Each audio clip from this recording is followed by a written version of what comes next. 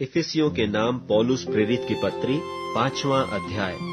इसलिए प्रिय, बालकों की नाई परमेश्वर के सदृश्य बनो और प्रेम में चलो, जैसे मसीह ने भी तुमसे प्रेम किया और हमारे लिए अपने आप को सुखदायक सुगंध के लिए परमेश्वर के आगे भेंट करके बलिदान कर दिया। और जैसा पवित्र लोगों के योग्य है, वैसा तुम में व्यभिचार और किसी प्रकार अशुद्ध काम या लोभ की चर्चा तक न हो, और न निर्लज्जता, न मूढ़ता की बातचीत की, न ठट्ठे की, क्योंकि ये बातें सोती नहीं, वरन धन्यवाद ही सुना जाए।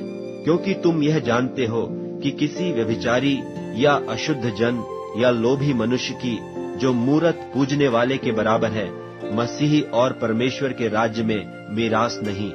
कोई तुम्हें व्यर्थ बातों से धोखा न दे, क्योंकि इन्हीं कामों के कारण परमेश्वर का क्रोध आज्ञा न मानने वालों पर भड़कता है।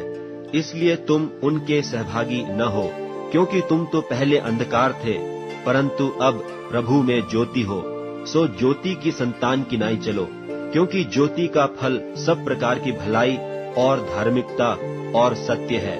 और यह परखो कि प्रभु को क्या भाता है, और अंधकार के निष्फल कामों में सहभागी न हो, वरन उन पर उलाहना दो, क्योंकि उनके गुप्त कामों की चर्चा भी लाज की बात है।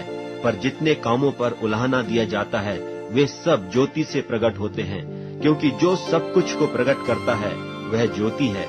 इस कारण वह कहता है, हे सोने वाले जाग और मुर्दों में से जी उठ, तो मसीह की ज्योति तुझ पर चमकेगी। इसलिए ध्यान से देखो कि कैसी चाल चलते हो।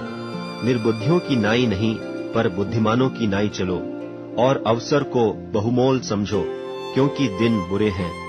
इस कारण निर्बुद्धि न हो, पर ध्यान से समझो कि प्रभु की इच्छा क्या है।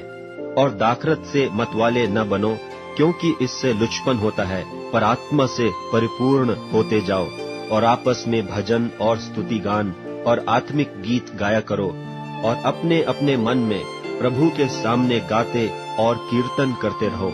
और सदा सब बातों के लिए हमारे प्रभु यीशु मसीह के नाम से परमेश्वर पिता का धन्यवाद करते रहो, और मसीह के भय से एक दूसरे के अधीन रहो। हे पत्नियों, अपने अपने पति के ऐसे अधीन रहो जैसे प्रभु के, क्योंकि पति पत्नी का सिर है, जैसे कि मसीह कलीसिया का सिर है, और आप ही देह का उद्धार करता है। पर जैसे कलीसिया मसीह के अधीन है, वैसे ही पत्नियां भी हर बात में अपने अपने पति के अधीन रहें। हे पतियों, अपनी अपनी पत्नी से प्रेम रखो, जैसा मसीह ने भी कलीसिया से प्रेम करके अपने आप को उसके लिए दे दिया, कि उसको वचन के द्वारा जल के स्नान से शुद्ध करके पवित्र बनाए, और उसे एक ऐसी तेजस्वी कलीसिया बनाकर अपने पास खड़ी करे, जिसमें न कलंक, न झुर्री, न कोई और ऐसी वस्तु हो, वरन पवित्र और निर्दोष हो। इसी प्रकार उचित है कि पति अपनी अपनी पत्नी से अपनी देह के समान प्रेम रखे। जो अपनी पत्नी से प्रेम रखता है, वह अपने आप से प्रेम रखता है, क्योंकि किसी ने कभी अपने शरीर से बैर नहीं रखा, वरन उसका पालन पोषण करता है, जैसा मसीह भी कलीसिया के साथ करता है, इसलिए कि हम उसकी देह के अंग हैं। इस कारण मनुष्य माता पिता को छोड़कर अपनी पत्नी से मिला रहेगा, और वे दोनों एक तन होंगे। यह भेद तो बड़ा है, पर मैं मसीही और कलीसिया के विषय में कहता हूँ। पर तुम में से हर एक अपनी पत्नी से अपने समान प्रेम रखे, और पत्नी भी अपने पति का भय माने।